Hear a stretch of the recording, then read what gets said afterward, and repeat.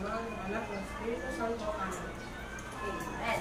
Bago kayo tuluyan po, pakiayos muna ang inyong mga upuan at pagpulot ang mga kalat.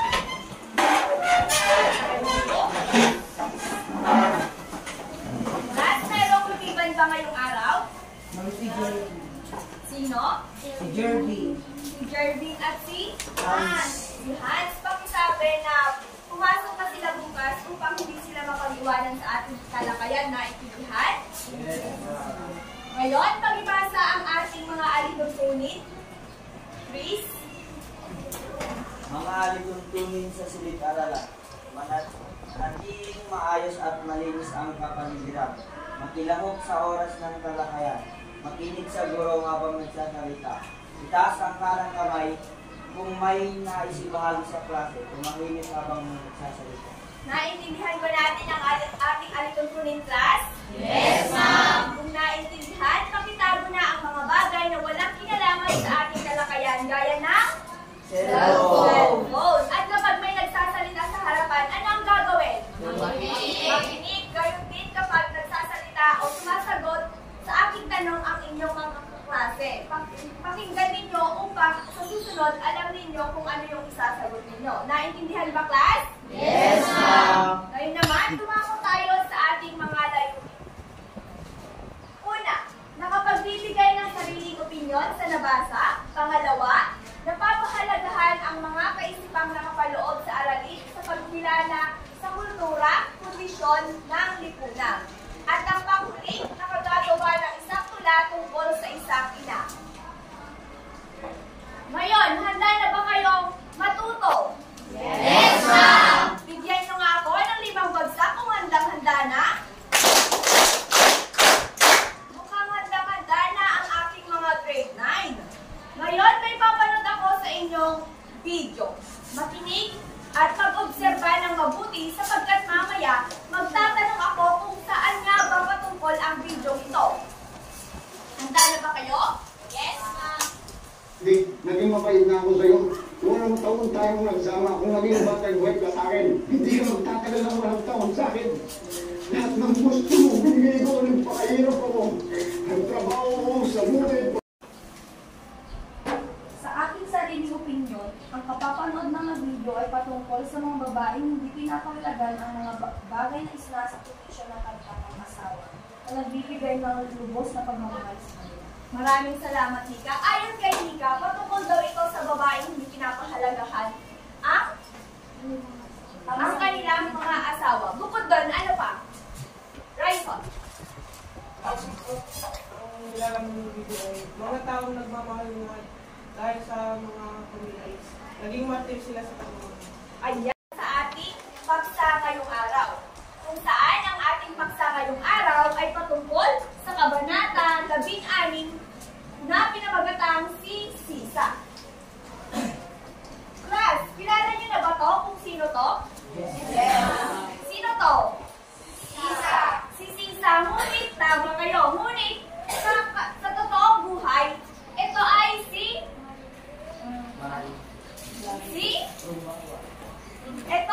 Andrea de la Torre, kung saan sa teleserye Maria Clara, siya ang gumanap bilang si Sisa. Maaari ka bang magpaharap, Clark, at hilain ang pulang papel na to?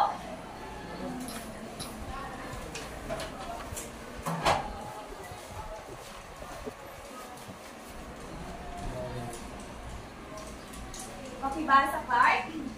No limit ang test. Sumunod, Marvin. Maaari ka bang magpaharap?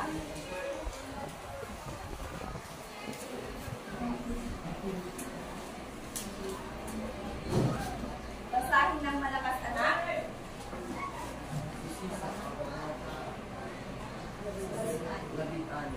Maraming salamat. Basahin ng sabay-sabay.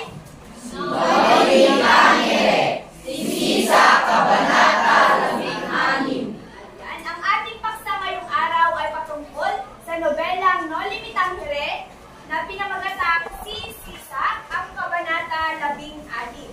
Ngayon, tumapa naman tayo sa mga gabay na tanong. Pakibasa. Mia. Sino ang mga tauhan sa nobela. Ilarawan si Sisa anong uri siyang ina at asawa. Yan ang halimbawa ang sagot. Tama ba ang ginagawang pagtitiis ni Sisa sa piling ng asawa? Bakit? Anong mensahe ang ibig ipaabot ni Rizal sa kababaihang Pilipinas sa pamamagitan ng katauhan ni Sisa? Sa kasalukuyan, ano ang kalagayan ng mga ginang sa lipunan sa ating tahanan? Maraming salamat, Pia. Ating sagutan ang mga gabay na to mamaya. Ngunit ngayon, ating bigyang kahulugan muna ang mga malalalim na salitang nakapaloob sa nobela. Papangkatin ko kayo sa 4. Pakitignan ang ilalim ng inyong mga upuan sapagkat may nakadikit dito ang mga numero. Nakita niyo na ba, class? Yes, ma'am. Maaari na kayong pumunta sa inyong mga grupo. Ang unang pangkat ay sa una, pangalawa, pangatlo, at pang-4 na pangkat.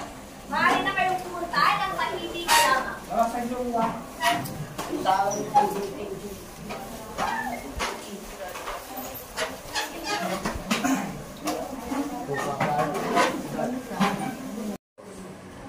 Base sa mga numerong yan.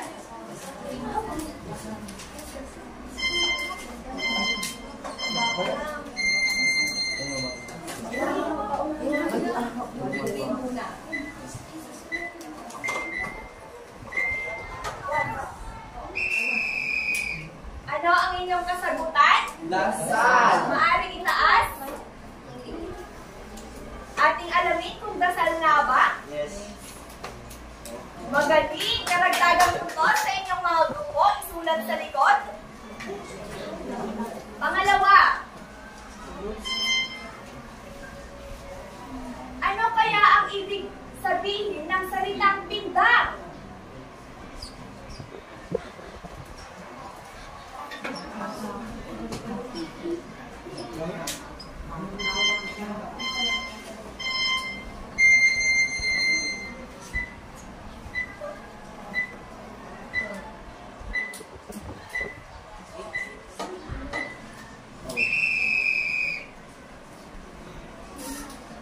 Salitang? Maaari mo bang gamitin ang salitang pindang sa pangungusap, Rachel? Ako ay nagpindang ng isda sa aming bahay. Magaling! Karagdagang puntos, sino pa? Hazel? Masarap ang niluto ng aking nanay na tapa. Pindang. Maaari mo bang ulitin, anak? Ang aking nanay ay nagluto ng pinggang at ito ay isda. Magaling! Ang kanyang nanay raw ay nagluto ng pindang na masarap. Dapat silang nagsipulog upang pagsapit ng umaga ay magsipagsimba upang magtangwa ng indulhensya. Ngunit si Sisa ng gabi niyon ay gising pa. Nakatira si Sisa na ina ni na Basilio at Crispin sa labas ng bayan. Ang kanyang asawa ay isang lalaking walang kialam sa buhay, palaboy-laboy at sugarol. Ibasa ang unang gabay na tanong. Please. Sino ang mga tauhan sa nobela? Sino ang mga tauhan sa nobela? Charlie. Ang aking sagot ay ang mga tauhan sa nobela ay si Sisa, at ang kanyang asawa at si Crispin at si Basilio. Maraming salamat, Charlie. Karagdagan punto sa iyong index card. Maaari ka bang magpaharap at buksan ang pinto ng karunungan?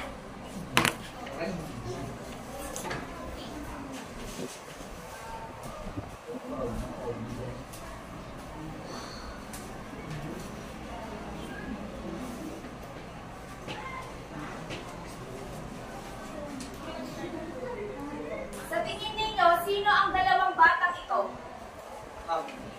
Nika? Sa aking opinion, ang dalawang batang nasa larawan ay si Basilio at si Crispin. Si Crispin at si Basilio. Magaling. Nika, maaari ka bang magpaharap at subutin ako buksan ang pangalawang pintuan?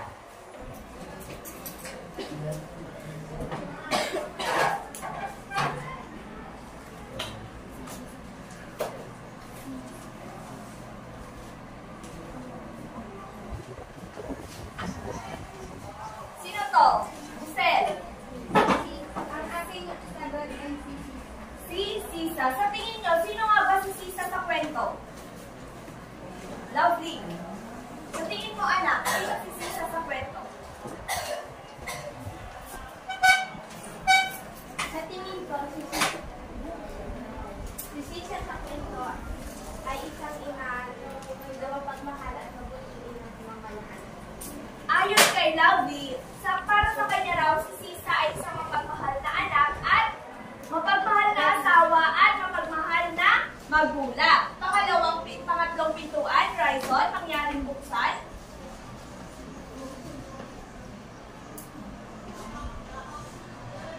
Sa tingin ninyo, sino ang mga to? Josephine?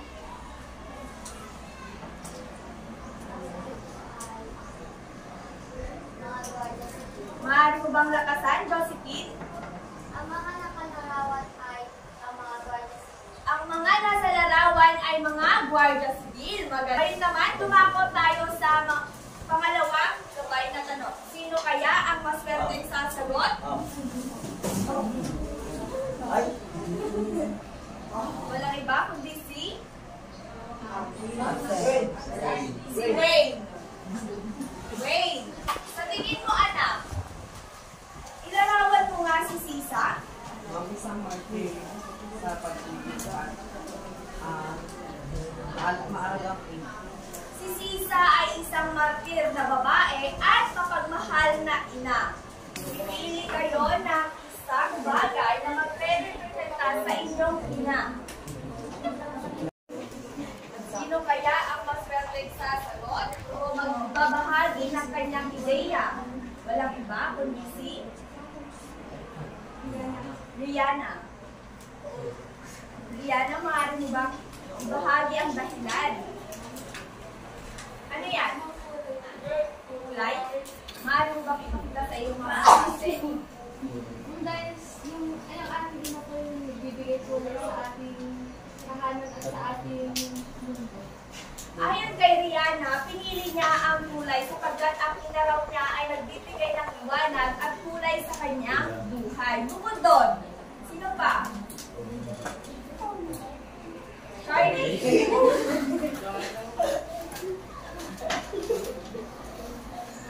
Ano ang napili mo, anak? Notebook. Bakit mo napili ang notebook na magrepresenta sa iyong ina? Maaari ka bang tumayo, Charlie?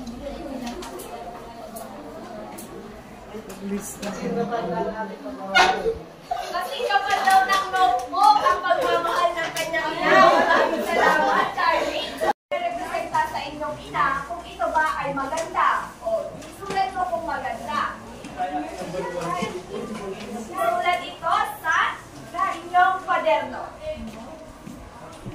Kayo ay bibigyan ko ng 2 minuto para tapusin ang gawain.